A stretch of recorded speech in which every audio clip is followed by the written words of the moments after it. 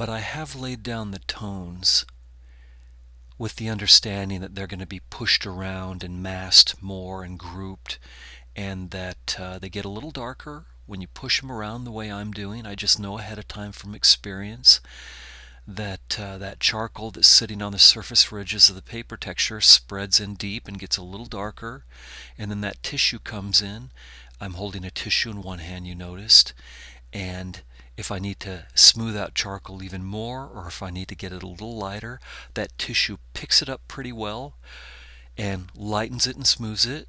So I use my finger if I want it to get darker. If I want it to get lighter, I reach for that tissue, because that tissue picks up a lot more than my finger does.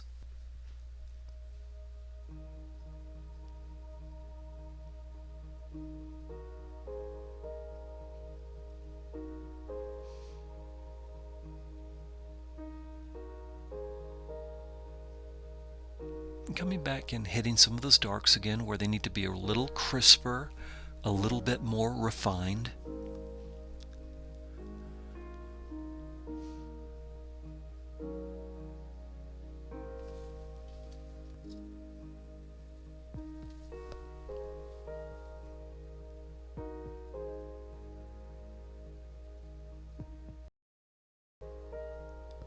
You know, and I have to carry on about this simple statement idea as we frequently do, because it gives us what I think many of us want so badly. You know, we want to be able to sit down in front of a person and capture their likeness or anything that we admire, whether it's going out and seeing a landscape and being able to capture it before the light changes, or going to the zoo and being able to sketch an animal before it gets up and walks away.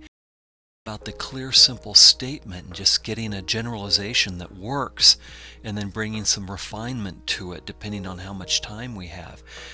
It's just such a it's such a delightful approach, because it gives us that ability that so many of us crave so much. And so, for instance, for many years, the LA Zoo was literally 2 miles away from my home. And so I had the year-long pass, and I went over and got to the zoo as much as possible. Now, the one thing that your sketchbook cannot save you from is wild animals, which I was attacked, not in the form that you think. And sorry for the aside, but the worst thing that happened to me at the zoo was apparently the lion didn't like the portrait that I had done of him, because even though he quietly laid there and watched me draw him, about the same time I was finishing my drawing, he briskly stood up, turned around, and yes, he did, and I was in range. I got sprayed by the lion, and I had to bail real fast and get home. And that was an experience. In fact, John Singer Sargent said, sketch everything and keep your curiosity fresh. That was his advice. And so this idea of keeping a sketchbook, going around in the few minutes that you have here and there, getting a sketch of this person and this landscape and that subject and the bicycle and the toy, whatever it is that catches your interest in the moment, that thing will give you tremendous experience of gaining the simple, clear statement of your subject. So, plenty of fun to be had, keeping the dream alive, carrying that sketchbook around with you. And so, as you can see, we've made a whole lot of progress here. We have that simple statement that I've just been discussing coming out of the massing of the light and shadow.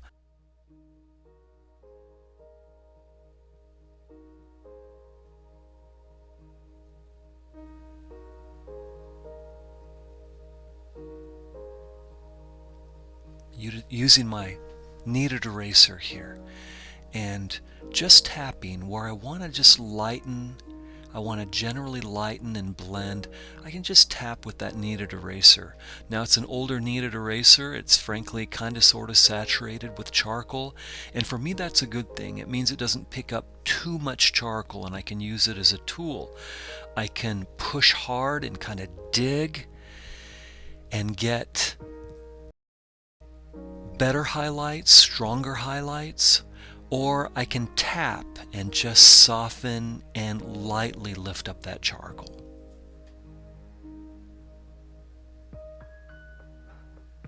Now I am pulling out that pit charcoal pencil here for those crisp details. If I need a sharp edge or a bit of crisp detail, that's the pencil that's going to give it to me.